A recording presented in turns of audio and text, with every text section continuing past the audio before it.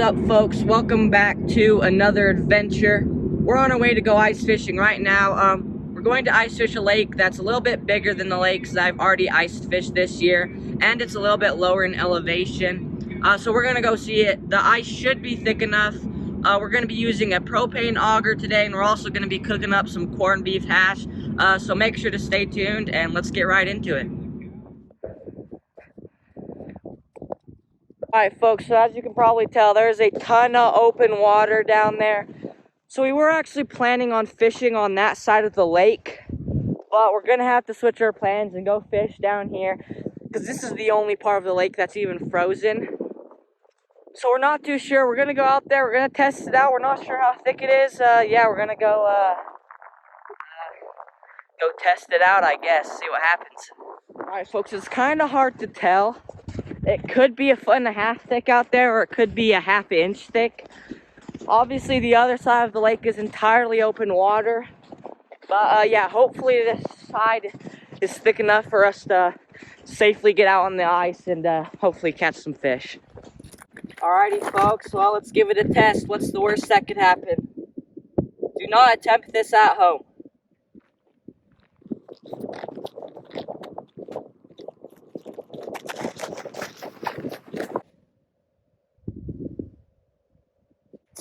Alright, even though that side of the lake is completely open water, this side of the lake is definitely thick enough, so we're all good to ice fish. Let's get fishing.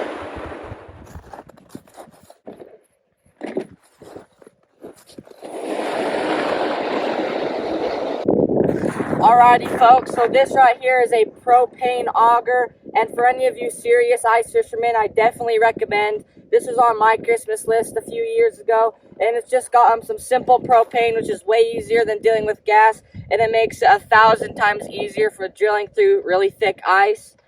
So to get this thing started, this is in the off position right here. Just going to go ahead and put that in the on position. Now I'm just going to go ahead and pull start it and drill right through.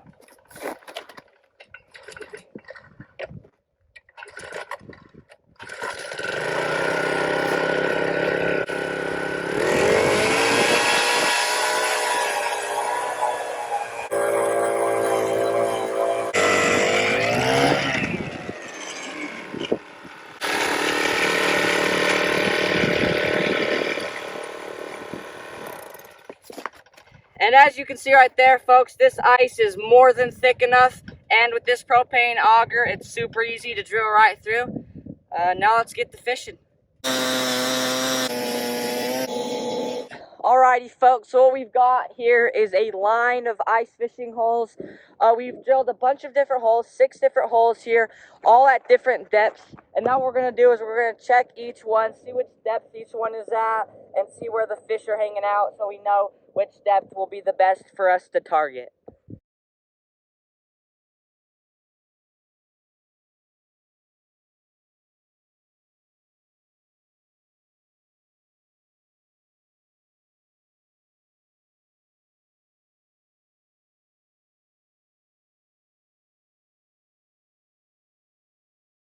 Fish on, folks! Fish on! Sweet! Yes! We got the skunk out of the boat! We weren't even recording, we just switched spots. We came down over here, and I was just getting a line in the water to check out the depth. Check out that beautiful fish, and to be honest with you, I don't even know what species that is. What does that look like, a rainbow, a brown, kinda? It's not a rainbow. It's not a rainbow. Like your hands are covering it. Beautiful fish. We got the skunk out of the boat. I'm glad we changed spots. Oh gosh. Slippery little guy. Sure. We'll get this guy back in the water.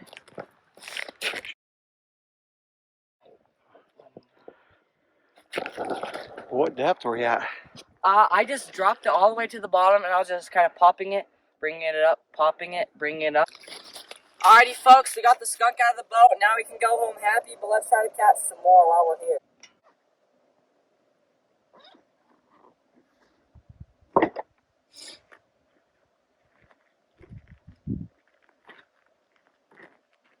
Where do you want to cook?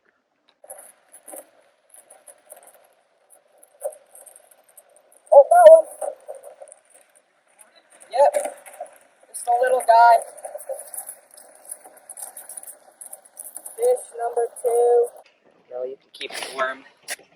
There we go, folks. Beautiful fish number 2. I'm going to have to do some research. I'm not exactly sure what species they are. They look like rainbow trout almost, but they got some red dots on them. Nonetheless, that is a beautiful fish right there. We'll get this guy back in the water. I'll let him keep my worm.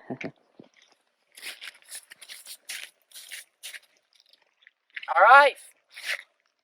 2 on the board.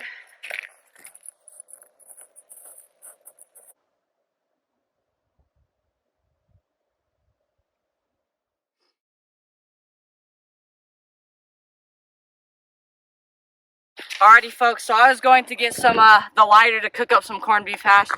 While I was gone, my dad caught another beautiful, I believe they're splake. This is a nice size one. We'll get this guy right back in the water. Off he goes. Sweet. Fish number 3.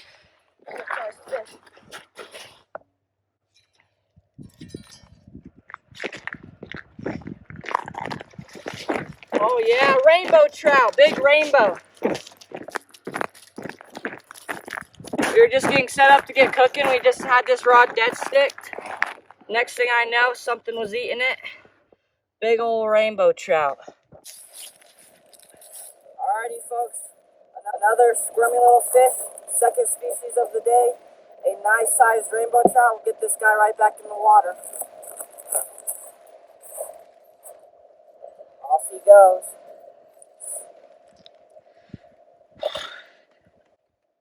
Sweet. Fish number 4, second species. Folks, we're gonna get cooking here shortly, but I'm just gonna get a line in the water first. Alrighty, folks, we got the line in the water. Now it's time to get cooking. Today we are going to be cooking some roast beef hash. You may never have heard of this, but I guarantee your grandpa has. These things were super popular after the Second World War. They just had a long shelf time, and they were super easy to make. It's pretty much just they make it out of leftover meat and onions and potatoes, and they're super affordable. Everybody back then would get one of these, and I love these. So today we're going to be cooking this up, and I'm going to put a little twist on it. We're going to be cooking up some eggs as well, and we're going to be doing all of our cooking today on the trusty old Coleman stove. These things are great. It's a classic. They're wonderful to cook on, especially when you're traveling by truck or so. Yeah, let's get to cooking. Alright, I got my corned beef hash opened up, got the stove hot and cooking. Now let's get it on the pan.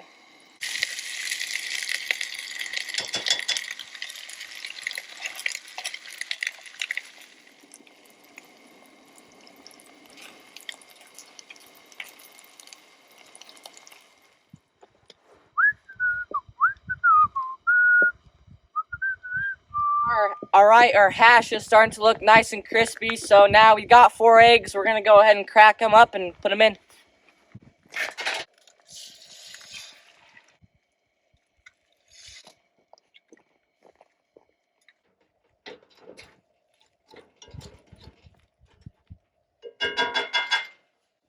Alrighty, folks, the hash and eggs is looking done.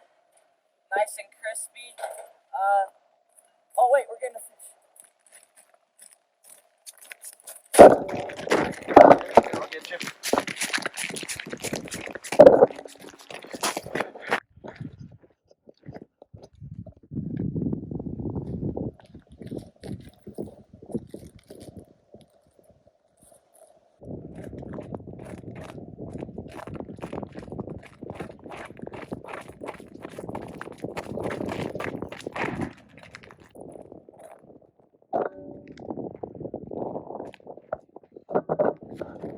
Check it out, folks. We've got ourselves a beautiful little, I believe that's brown trout. Nonetheless, our 5th fish of the day. We'll get this guy right back in the water. Beautiful fish. Sweet. Off he goes. Alright, time to go eat our hash.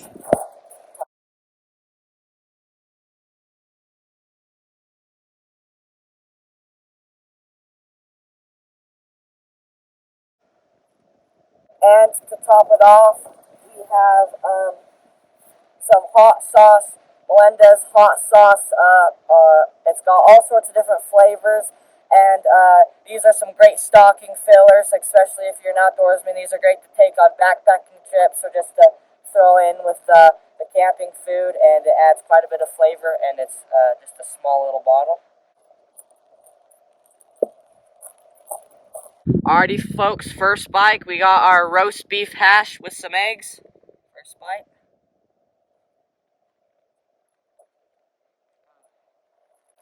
That is good. The hash is perfectly crispy. It adds a nice crunch, really complements the eggs.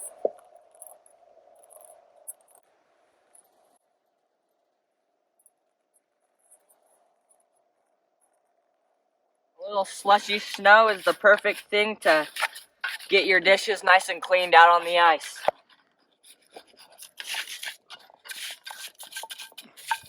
Alrighty, folks, so another great reason that to have a propane auger is today the fishing was really slow when we started off, but we've just been drilling holes and progressively getting closer and closer to the open water that you can see is out there just a ways behind me.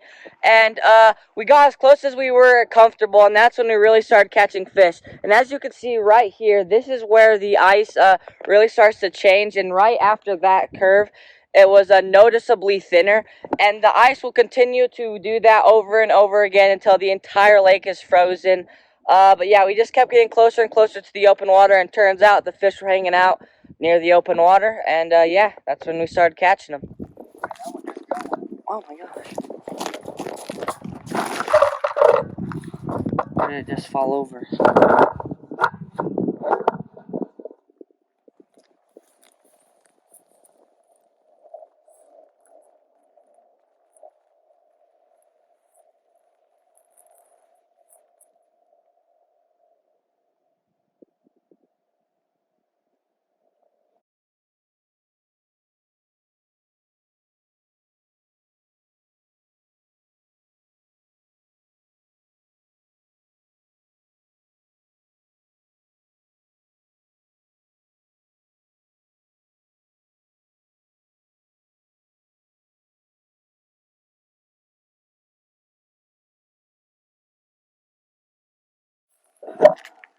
Beautiful little fish to end off the day.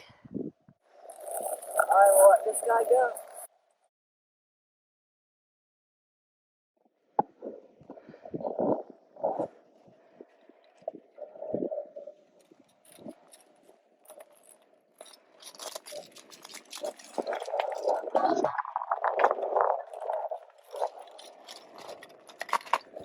Alrighty, folks, that's another epic adventure in the books. Hopefully you all enjoyed it just as much as I did. We ended up catching 6 fish of what we thought were splake. They were very silver, so I was pretty sure that they were splake, but they had a bunch of red dots on them, so I'm pretty sure that they were actually just very silver brown trout. And we ended up catching one really big, one pretty good sized rainbow trout, so that was pretty epic. An epic day of fishing for sure. Plus, we cooked up some roast beef hash with eggs, which made for a delicious dinner. So it was an epic day on the ice. Sweet dinner, sweet fish. So yeah, other than that, thank you guys for watching, and I'll catch you in the next adventure.